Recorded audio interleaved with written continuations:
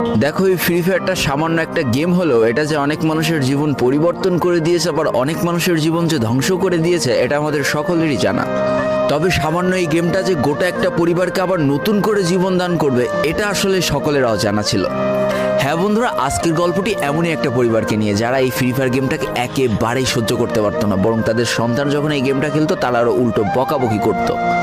আর ভাগ্যের কি অপূর্ব লীলা খেলা, তখন সেই গেমটা আজকে গোটা পরিবারটাকে বাঁচিয়ে রেখেছে। আর এখন তার বাবা মাও উৎসাহ দেয় তাদের সন্তানকে যে ফ্রি ফায়ার খেলো। এজন্যই চলো জেনে আসি আসলে কি এমন ঘটেছিল ওই পরিবারটার সাথে। তো বেশি ব্যাকপ্যাক না করে ছোট্ট একটা ইন্ট্রো দিয়ে আজকের ভিডিও শুরু করা যায়। তো আজকের গল্পটা শুরু হতে চলেছে ছোট্ট একটা গ্রামের ছোট্ট একটা পরিবারকে নিয়ে।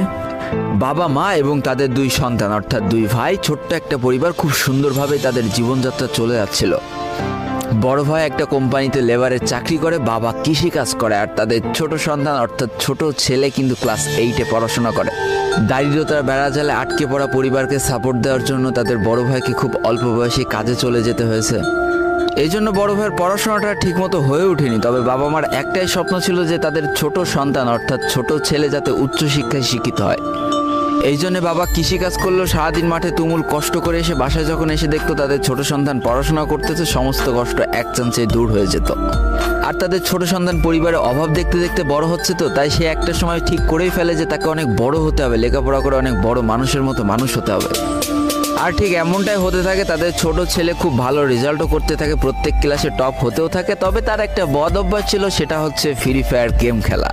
করোনা চলার সময় যখন তার স্কুল বন্ধ হয়ে যায়, তখন তার বাবা এবং বড় ভাইয়ের জমানো কিছু টাকা দিয়ে তাকে একটা ফোন কিনে দেওয়া হয় অনলাইনে ক্লাস করার জন্য। তার ফোনটা ছিল 3 GB র্যামের একটা ফোন। তবে এইখান থেকেই তার ফ্রি ফায়ার গেমের সাথে পরিচয় হওয়া। সারাদিন পড়াশোনার ফাঁকে সময় পেলেই সে ফ্রি ফায়ার গেম নিয়ে বসে পড়তো। আগে যেমন বাইরে খেলাধুলা করতো, এখন সে আর বাইরে খেলাধুলা করে না, ঘরে বসে সারাদিন ফোন টিপে আর ফোনে গেম খেলে। এদিকে